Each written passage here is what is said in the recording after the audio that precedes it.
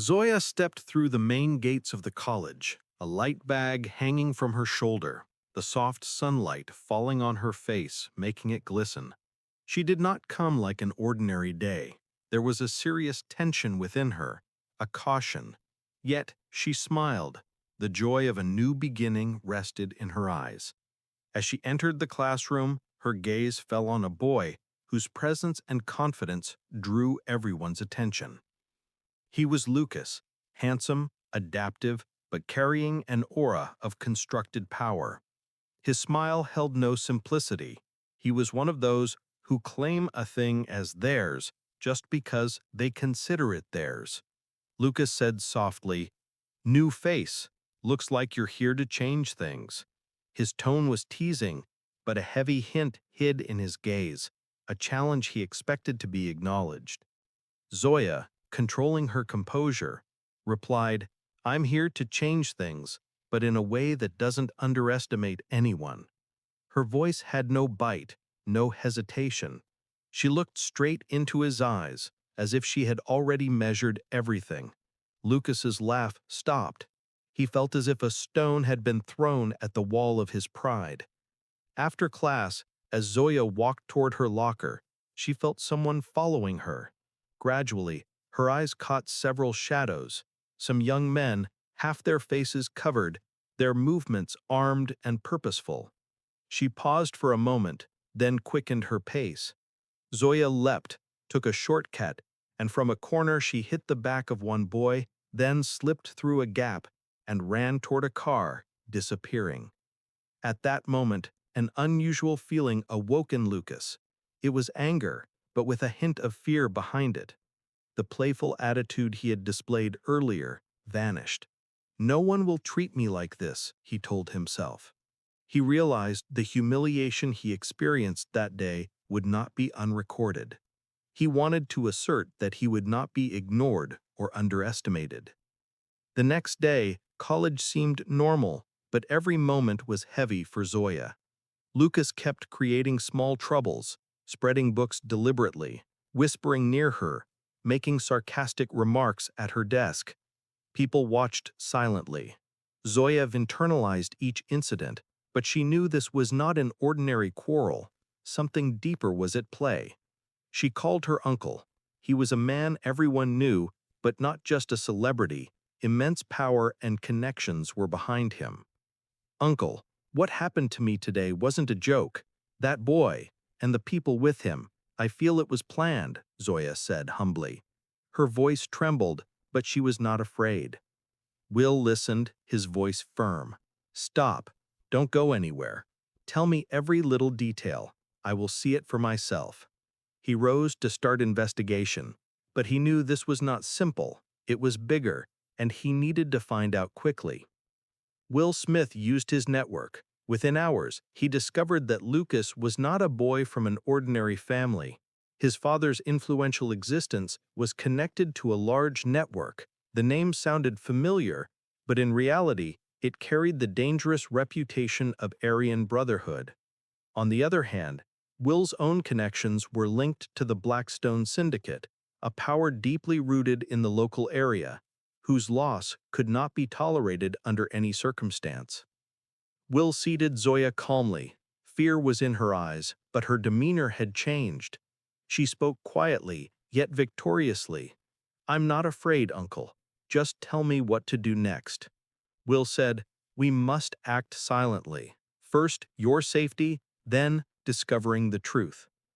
Will examined CCTV footage from the college and some local notes. Some videos showed the same masked youths moving in a large vehicle, but the identity was blurred.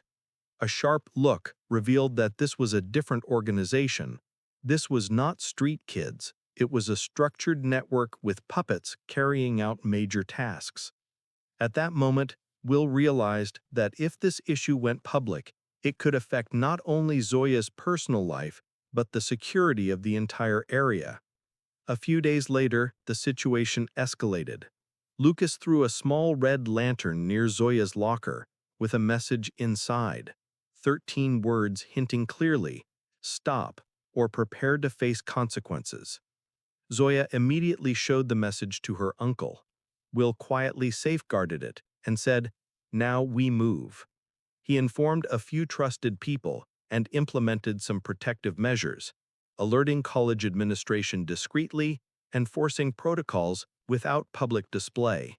This was a strategy of balance: control the situation, but retaliate strongly only when the enemy crossed the line. Lucas's arrogance took on a new shade. He realized he humiliated Zoya, but now needed a calculated plan to instill fear, seize her refuge, and strip her dignity. He intensified his coercive force, sending masked boys in groups of 10 to obstruct Zoya's daily routines, applying slight physical pressure, creating minor social media hostility. It was a psychological strategy, gradually increasing pressure so she might slip. Zoya decided not to hide. She became more careful, spent more time with friends, and altered her routine. Yet secretly, she also took steps, observing people's movements, taking notes, analyzing every action. She knew any small mistake could be exploited by the enemy. Hence, she waited for the right moment to confront the truth. During a night patrol, Will, with a small investigative team, tracked the masked individuals. Wire tracking and a few hidden cameras revealed a large vehicle parked at a warehouse, and inside the vehicle were the same people who had been outside the college. Will took a deep breath. Now the matter was no longer just about Zoya. It was about the internal structure of the area. If Aryan Brotherhood moved, Blackstone would not remain silent. This meant children would get provoked, state pressure would rise, and media would spread this story citywide. Then came the feared day. A video from college showing a moment of misconduct with Zoya was uploaded online by a youth. It caused an immediate stir. Comments poured in, some mocking, some expressing shame, yet the truth was that it was not just a fleeting moment. It was the first shadow looming over the girl's entire life. Media coverage increased, and efforts to control the situation intensified. Both sides notified their top leadership. For Blackstone, Will Smith sent a message requesting accountability. Aryan Brotherhood responded that any harm to their agent was unacceptable. Their statements were firm, but their intentions differed. One side protection with passion, the other showing power.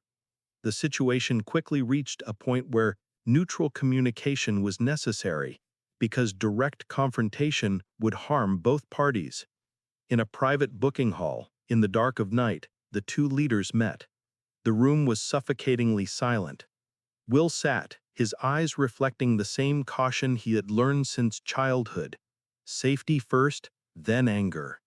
The Aryan representative said softly, "We do not want bloodshed, but we won't allow our people's honor to be violated."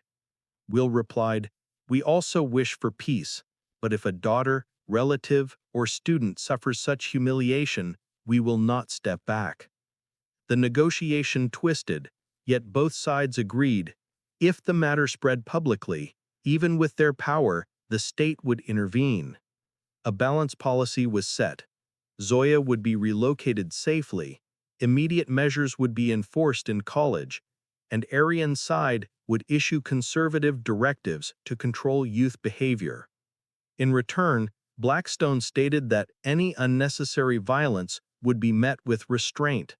Restraint as an expression of strength, made possible by mutual trust and threat agreements. When Zoya learned the details of the agreements, her mind felt heavy.